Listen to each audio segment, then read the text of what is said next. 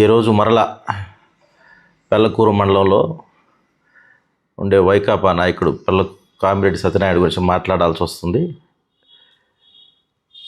అతని పిచ్చి పరాకాష్ఠకి చేరుతా ఉందనేది మొన్న చిలకూరు గ్రామంలో వేసిన ఒక దండోరాలు ఆ విజువల్స్ చూస్తూ ఉంటే అర్థమవుతా ఉంది.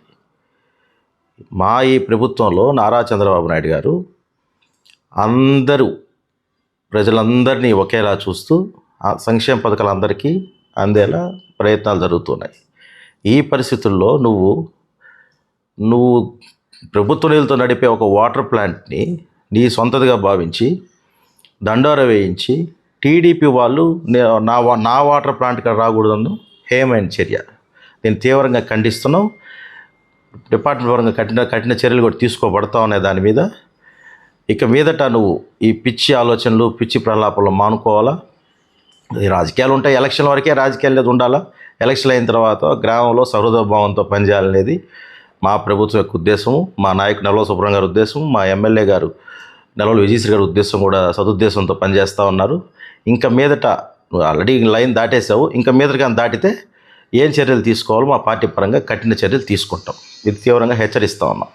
చిల్లకూరు గ్రామంలో స్థానిక వైకాపా నాయకుడు సత్యనారాయణ రెడ్డి ఒక ప్రెస్ మీట్ పెట్టి కొన్ని అబద్ధాలు వల్లించాడు. వాటర్ ప్లాంట్లో వేమిరెడ్డి ప్రభాకర్ రెడ్డి గారు దాతృత్వంతో చిల్లకూరులో ఏర్పాటు చేసినటువంటి వాటర్ ప్లాంట్లో 20 రూపాయలకి క్యాన్ అమ్ముతున్నారని చెప్పి ఒక దౌర్భాగ్యమైనటువంటి మాట మాట్లాడాడు. ఆయనకి ఈ విధంగా మాట్లాడడం ఏం కొత్త ఏం కాదు. మామూలుగా ఇట్లాంటి అబద్ధాలు చెప్పి ఇప్పుడు దాకా బతికాడు. ఆయన పార్టీలో ఆయన ఏదో పెద్ద లీడర్ అయిపోవాలని, స్టేట్ నాయకుడిగా ఏదో ఆయన వెలుగొందాలని చెప్పి గ్రామంలో దండోరా కొట్టించాడు. మళ్ళీ అదేదో కేసు అయిపోద్ది అనేటప్పటికి ఆ దండోరాని నాకు సంబంధం లేదని చెప్పాడు.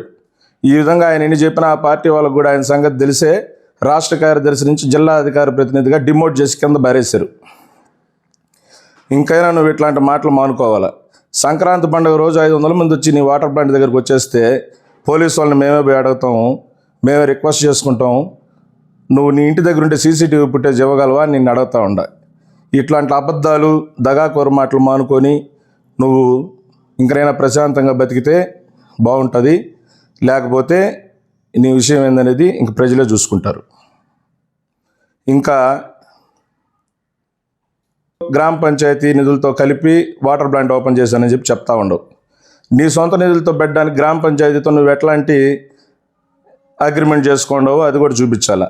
అవేం లేవు కాబట్టి తొందరలో గ్రామ పంచాయతీ వాళ్ళు దాన్ని స్వాధీనం చేసేదానికి కూడా సిద్ధమవుతూ ఉండరు.